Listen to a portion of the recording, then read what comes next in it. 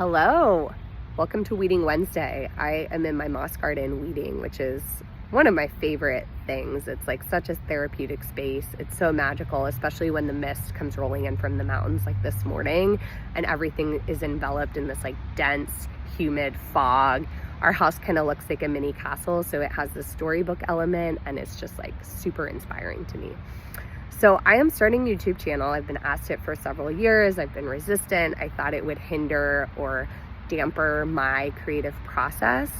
But I thought, you know what, I'm gonna give it a go.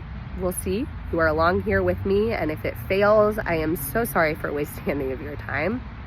But really the genesis of this is a few years ago, I fell into this rut of working and then melting on the couch and just watching a program, scrolling my phone, online shopping, and it didn't feel very fulfilling. I've always been a creative person, and I felt like my creative juices were just drying up, and I was super intimidated to get back into creating. I was so fixated on the end product of what I wanted to create or the end result versus the process.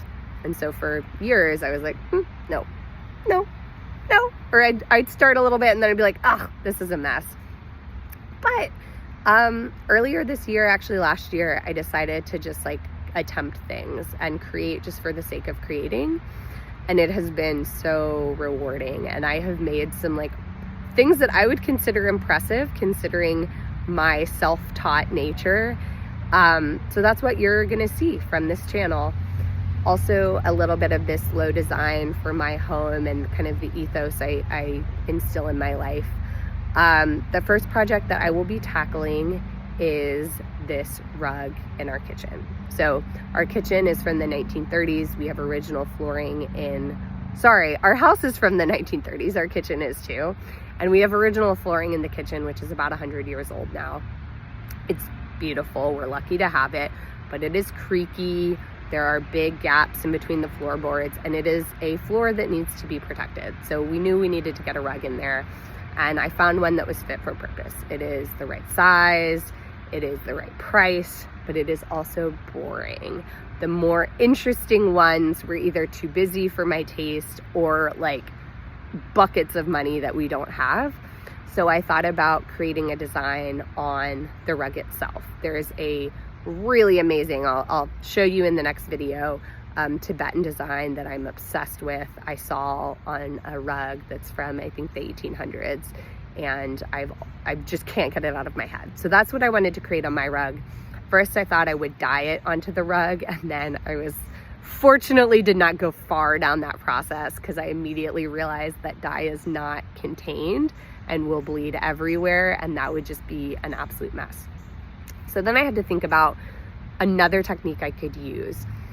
And I thought about pyrography. I love pyrography. I think it's the coolest thing when you see it on tables and on wood objects. I have a pyrography table as my nightstand, which is like probably one of 3 favorite objects that I own.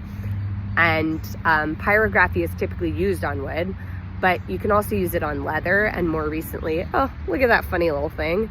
More recently, people have been using it on felted wool hats to kind of burn designs into it. So I figured, you know what, my rug is wool.